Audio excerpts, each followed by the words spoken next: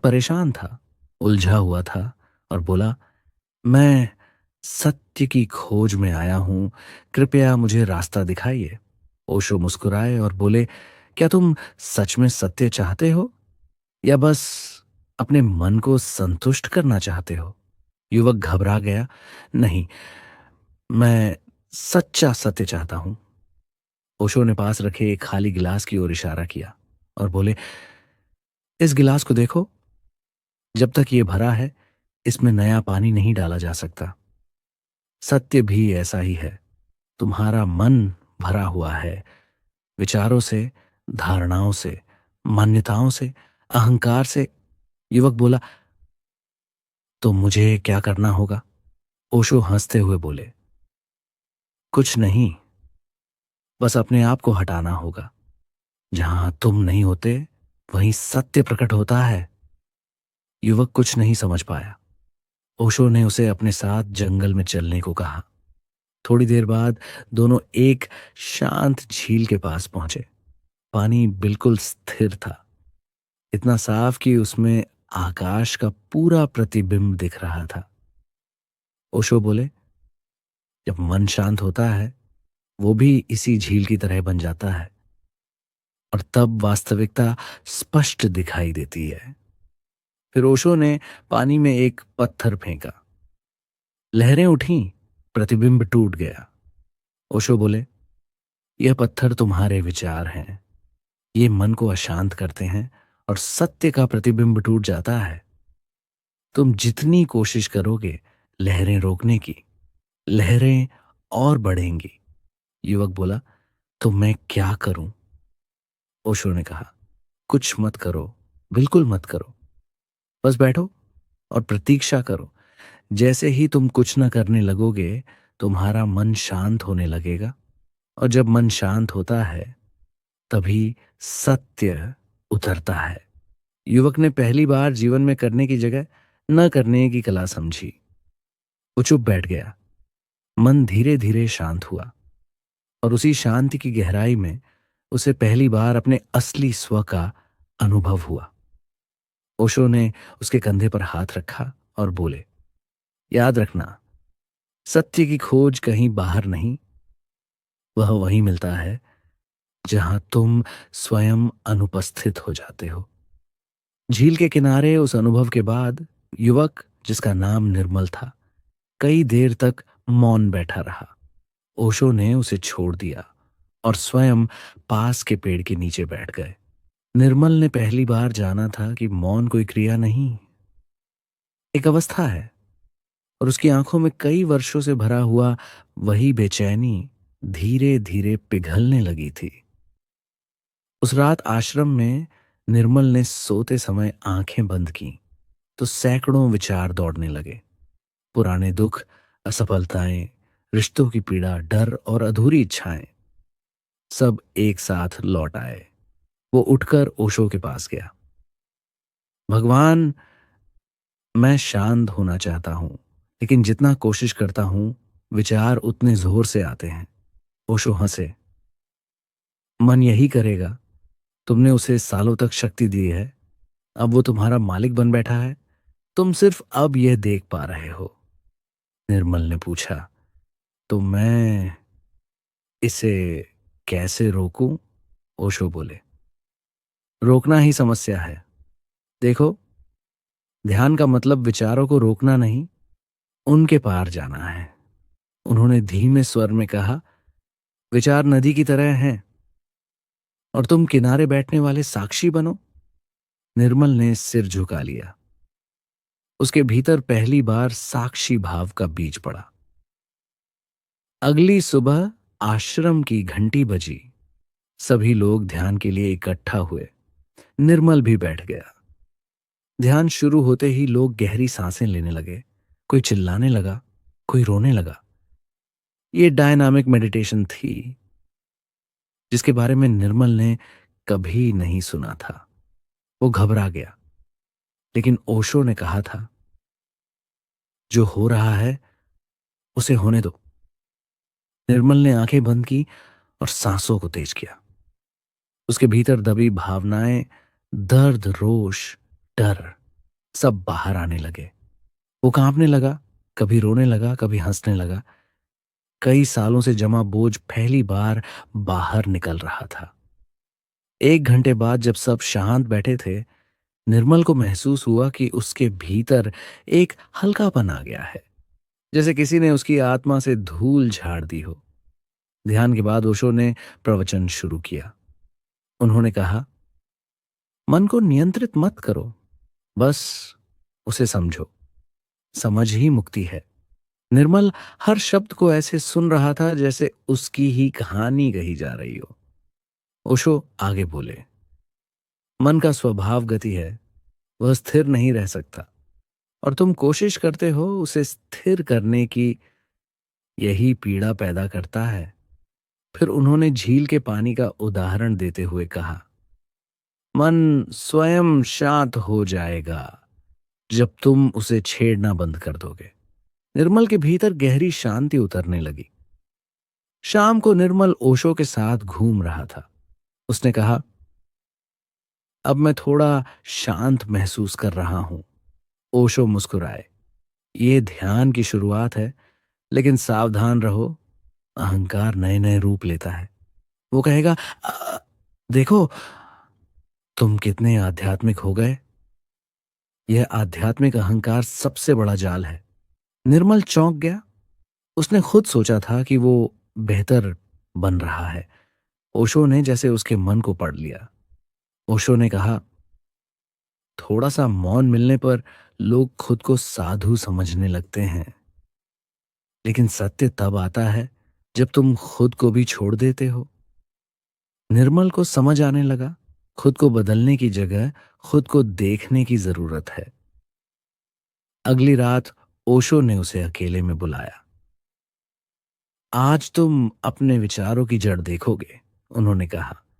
निर्मल बैठ गया। ओशो ने उससे कहा, अपनी आंखें बंद करो और पहला उभरता विचार देखो। विचार आया, मैं अच्छा ध्यान कर रहा हूं। ओशो हंसे। देखा, अहंकार कितना चालाक है, यहां भी तुम्हें पकड़ लिया। फिर ओशो ने पूछा, विचार कहां से आया? निर्मल बोला, मुझे नहीं पता। क्या तुमने उसे बुलाया? नहीं। क्या तुम उसे रोक सकते हो? नहीं। ओशो बोले, तो विचार तुम्हारे नहीं, वो केवल ऊर्जा की लहरें हैं जिन पर तुम गलत पहचान चिपका लेते हो। निर्मल की आंखें नम हो गईं। पहली बार उसे समझ आया, मैं विचार नहीं हूं, विचार केवल मेरे सामने से गुजरने वाली छायाएं हैं।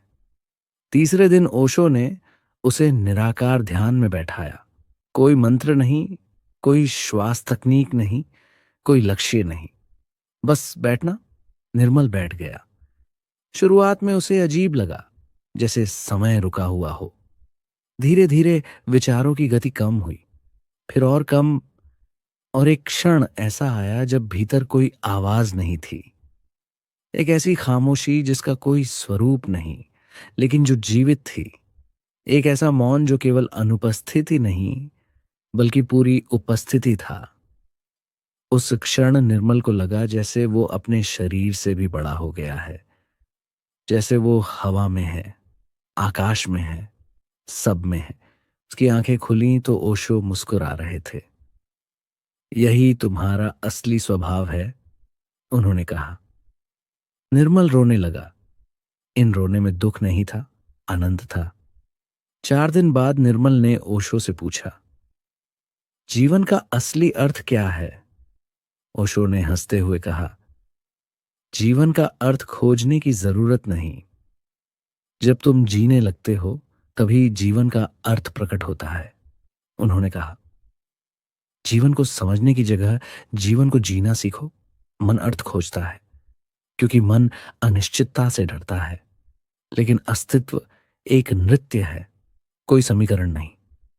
निर्मल ने सिर झुकाकर कहा, मैं समझ रहा हूं। ओशो बोले, समझना भी बोझ मत बनाओ, बस जियो, समझ स्वयं उतर जाएगी। आश्रम में उसके अंतिम दिन ओशो ने कहा, आज की रात तुम अकेले झील के पास जाओ, वहीं बैठना, बिना कुछ किए। निर्मल गया। रात शांत थी। चांद पानी में झिलमिला रहा था। वो बैठ गया और धीरे धीरे उसके भीतर वही मौन उतरने लगा। वो मौन जिसमें कोई प्रश्न नहीं, कोई खोज नहीं, कोई संघर्ष नहीं, केवल अस्तित्व। उसी शांत रात निर्मल को पहली बार लगा, सत्य कोई वस्तु नहीं जिसे पाया जाए। सत्य वो जगह है जहां तुम स्वयं नहीं रह जाते। उस रात निर्मल ओशो के पास लौटा। ओशो ने उसे देखा और कहा, अब जाओ, तुमने जो पाया है उसे दुनिया में जी कर दिखाना। निर्मल मुस्कुराया। उस मुस्कान में पहली बार जीवन का असली स्वाद था। अंतिम सीख, ओशो की आवाज। सत्य शब्दों में नहीं, अनुभव में है। और अनुभव वहीं मिलता है जहां मैं नहीं रहता। केवल मौन, केवल साक्षी, केवल चेतना।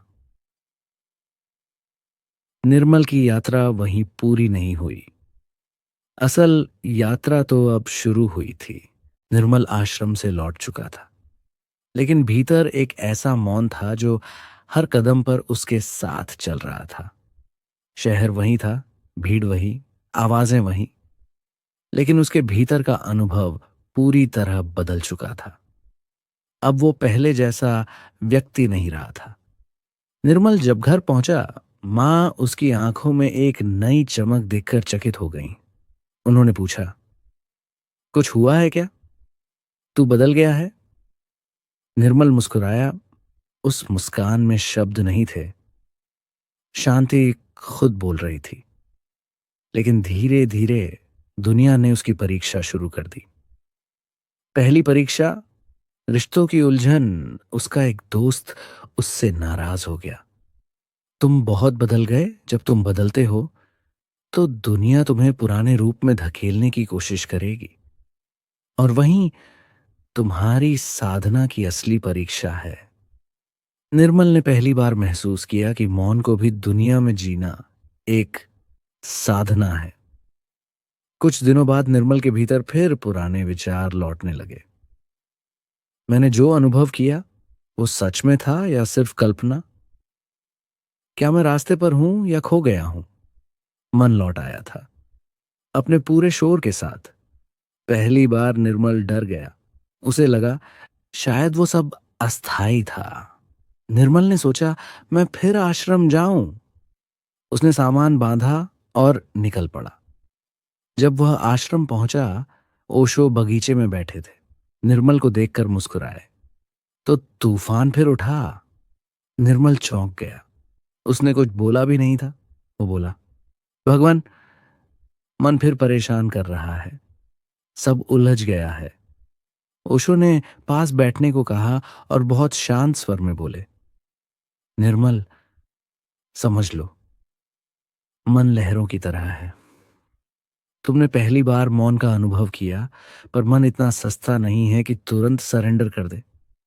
वह लौटेगा, बार बार लौटेगा। तो क्या करूं? निर्मल ने पूछा। ओशो बोले, लड़ो मत, स्वीकार करो। जब तूफान आता है तो पेड़ भी झुक जाते हैं। उन्होंने आगे कहा, मन के लौट आने पर दुख मत करो।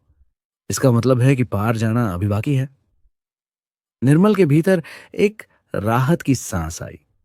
उसने महसूस किया उसका संघर्ष गलत नहीं था, यात्रा का हिस्सा था।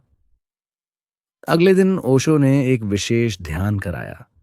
हृदय केंद्र पर निर्मल बैठा रहा। धीरे धीरे उसके भीतर एक कोमल ऊर्जा उठने लगी। वो ऊर्जा न दुख थी न खुशी, कुछ और ही थी, जैसे भीतर कोई खुल रहा हो। ध्यान के बाद ओशो ने कहा, निर्मल, ध्यान बिना प्रेम मृत्यु है और प्रेम बिना ध्यान अंधा है। दोनों मिलते हैं तो आदमी पूर्ण हो जाता है। उस रात निर्मल अकेले बगीचे में बैठा। सितारे चमक रहे थे। उसे अचानक भीतर से महसूस हुआ वो इस ब्रह्मांड से जुड़ा है, अलग नहीं। वह रो पड़ा, पर यह रोना पिघलने का था। एक शाम निर्मल ने ओशो से पूछा, मृत्यु क्या है? ओशो मुस्कुराए जैसे किसी बच्चे का प्रश्न सुन लिया हो। उन्होंने कहा, मृत्यु स्विच ऑन ऑफ नहीं है। मृत्यु रूपांतरण है। जैसे फूल पत्ता बनता है, पत्ता मिट्टी बनता है, मिट्टी वृक्ष बन जाती है, उसी तरह चेतना भी रूपांतरित होती रहती है। फिर उन्होंने बहुत धीमे स्वर में कहा, जो मरने से डरता है वो जी भी नहीं सकता, क्योंकि जीवन और मृत्यु एक ही ऊर्जा के दो नृत्य हैं। निर्मल यह सुनकर गहरे मौन में डूब गया। उसे पहली बार एहसास हुआ कि वह सिर्फ शरीर नहीं, बल्कि चेतना का साक्षी है। निर्मल आश्रम से लौट चुका था, लेकिन भीतर एक ऐसा मौन था जो हर कदम पर उसके साथ चल रहा था। शहर वही था, भीड़ वही, आवाजें वही, लेकिन उसके भीतर का अनुभव पूरी तरह बदल चुका था। अब वो पहले जैसा व्यक्ति नहीं रहा था। निर्मल जब घर पहुंचा, मां उसकी आंखों में एक नई चमक देखकर चकित हो गई। उन्होंने पूछा, कुछ हुआ है क्या? तू बदल गया है? निर्मल मुस्कुराया। उस मुस्कान में शब्द नहीं थे, शांति खुद बोल रही थी। लेकिन धीरे धीरे दुनिया ने उसकी परीक्षा शुरू कर दी। पहली परीक्षा, रिश्तों की उलझन।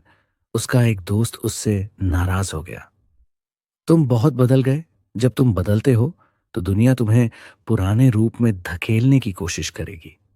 और वहीं तुम्हारी साधना की असली परीक्षा है।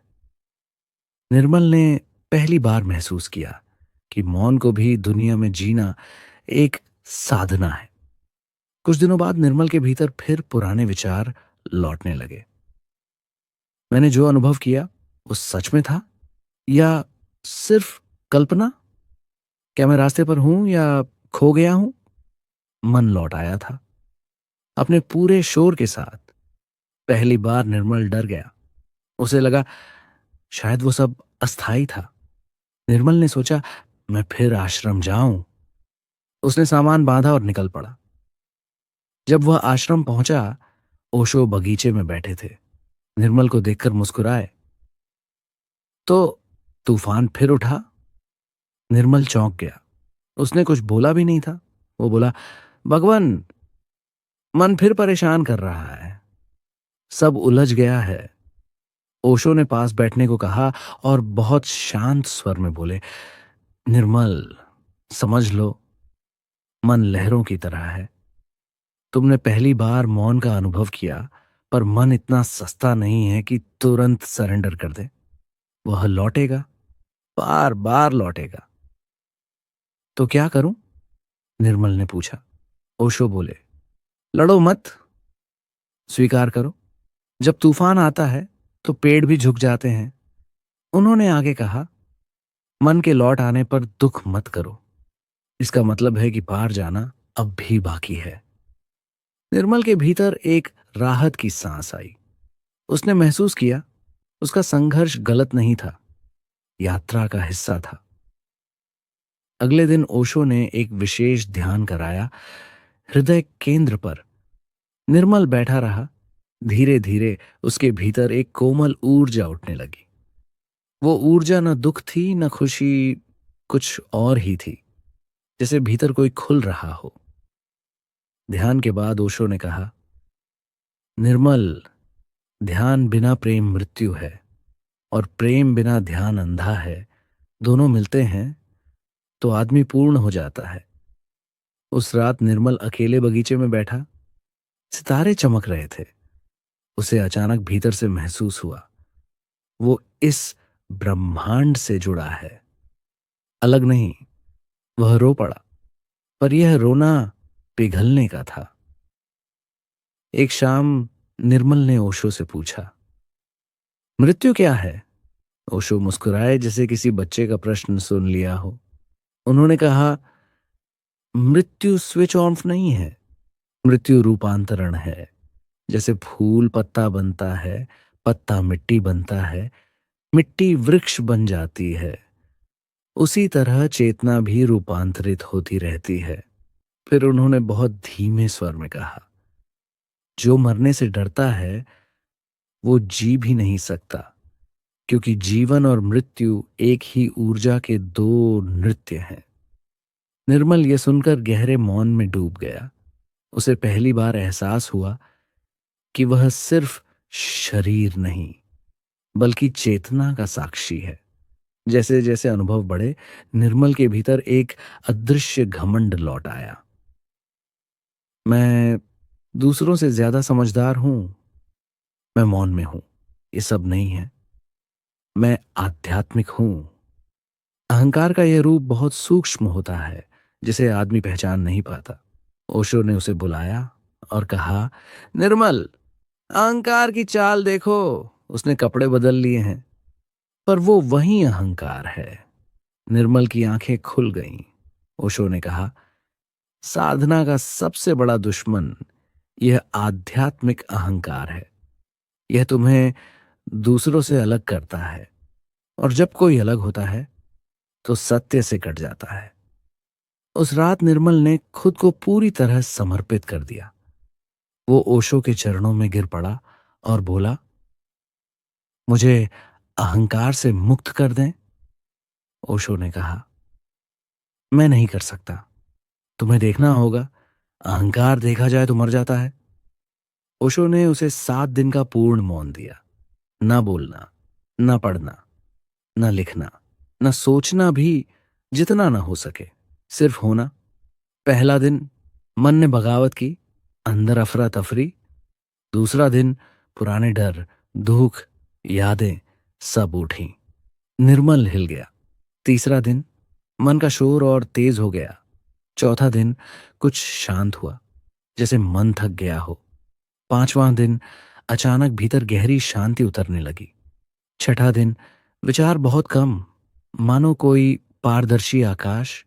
सातवां दिन कोई मैं नहीं बचा, सिर्फ एक उपस्थिति, सिर्फ एक विटनेसिंग। निर्मल अस्तित्व में उतर चुका था पूरी तरह। 8वें दिन ओशो ने उसे बुलाया। निर्मल की आंखों में नई जीवंतता थी, जैसे पूरा अस्तित्व उसमें नाच रहा हो।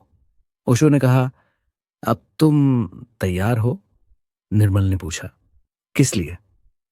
ओशो बोले, सत्य को देखने के लिए ना खोज की जरूरत है, ना शब्दों की। सत्य वही है जहां तुम मौन में उतर जाते हो। निर्मल ने कहा, मुझे कुछ मिल गया है, पर उसे शब्दों में नहीं बता सकता।